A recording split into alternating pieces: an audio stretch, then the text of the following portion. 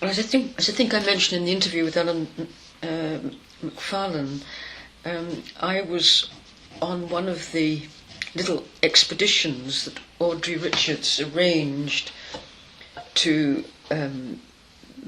visit the village she was living in, Elmdon, which is not far outside Cambridge, so that we could practice field-like skills, as it were.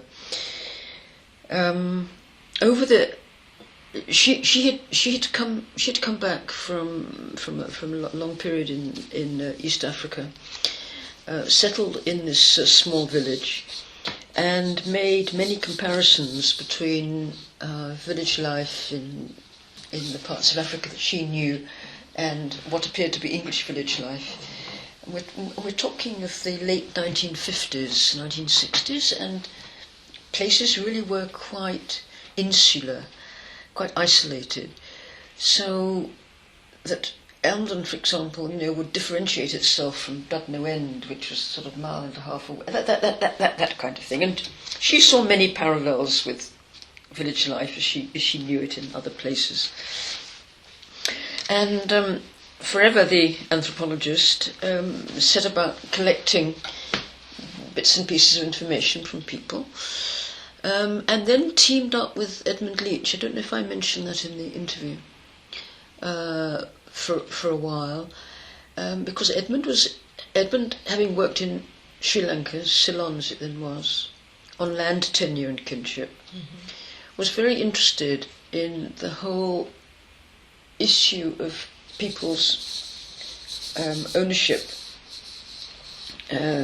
of material means, especially land. He had a running controversy with Maya Fortes, who was also in the department, because Edmund regarded kinship, statements about kinship, as ideology that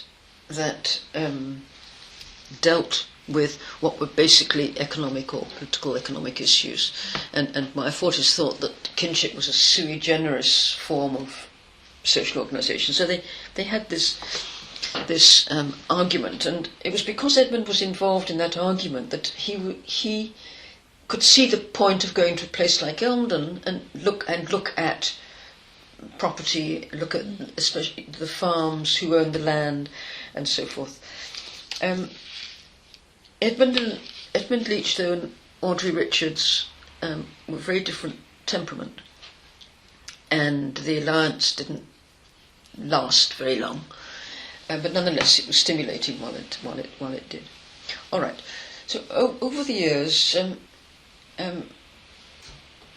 Audrey amassed quite a bit of data. Sometimes by having small groups of students, as the group that I was with, stay for a little while. Sometimes putting someone up because she put us all up in her house, putting up someone for a longer period. People also lived in Elmdon for shorter or longer periods. I went off to work in Papua New Guinea,